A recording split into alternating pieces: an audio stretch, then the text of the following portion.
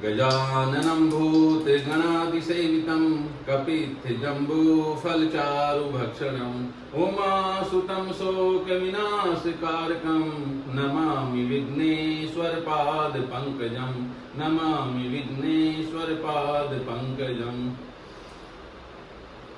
पीछे हम वीडियो बना रहे थे लेकिन किसी कारणवश से विलंब हो गया, लेकिन अब पुनः प्रारंभ कर रहे हैं।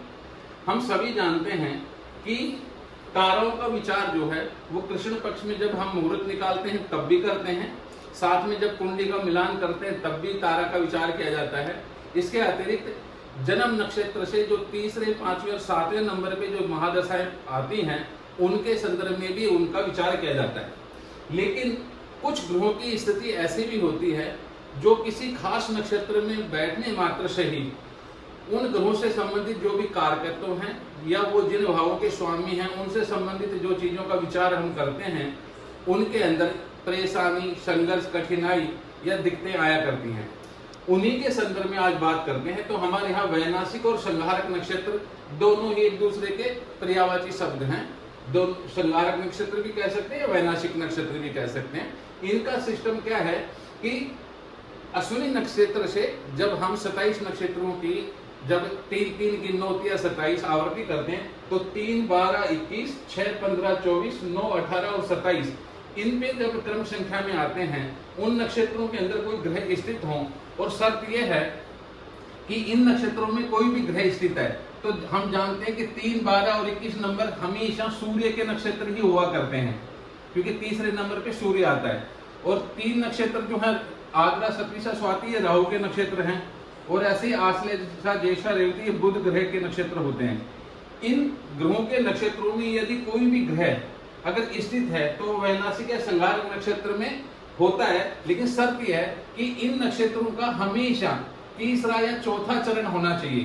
तीसरा या चौथा चरण, इन चरणों में अगर कोई ग्रह बैठा है, कह सकते हैं कि कृत्तिका नक्षत्र के प्रथम और द्वितीय चरण में या उत्तरा फाल्गुनी, उत्तराषाढ़ा के भी प्रथम या द्वितीय चरण में कोई ग्रह स्थित होगा तो उसको वैनाशिक नक्षत्र में स्थित होना या संहारक नक्षत्र में स्थित होना नहीं कहा जा सकता। क्या कह सकते हैं? तब कह सकते हैं जब वह तीसरे या चौथे चरण में हो, क्योंकि हम सभी जानते हैं कि प्रत्येक नक्षत्र में 4 चरण होते हैं। तो कोई भी ग्रह हो, अगर वह सूर्य के नक्षत्र में स्थित है जन्म पत्री में, या राहु के नक्षत्रों में स्थित है, या बुध के नक्षत्रों में स्थित है, और शर्त यह है कि तीसरे या चौथे चरण में है, तो वो संहारक नक्षत्र या वैनाशिक नक्षत्र में कहलाएगा। इसका फल क्या है? तो हम जानते हैं कि हमारी जन्म पत्री में कोई भी ग्रह 6, 8, 12 भावों में जब स्थित होता है तो उसके भावों के फलों में कमी होती है। ऐसे ही मान लीजिए किसी का सूर्य जो है वो 6, 8, 12 भावों में स्थित है और वो अगर वैनाशिक या संहारक नक्षत्र में भी स्थित है तो ऐसी स्थिति में पिता का जो अभाव होगा, पिता से सुख अल्प मिलेगा, पिता की स्थिति अच्छी नहीं होगी, पिता को स्वास्थ्य संबंधी दिक्कतें हो सकती हैं। उसी प्रकार से यशमान प्रतिष्ठा की दिक्कत हो सकती है, गवर्नमेंट सर्विस में दिक्कतें आ सकती हैं, हड्डियों की, नेत्र ज्योति की प्रॉब्लम हो सकती है, क्योंकि सूर्य से जिन चीजों का हम विचार करते हैं उसी का विचार यहाँ किया गया।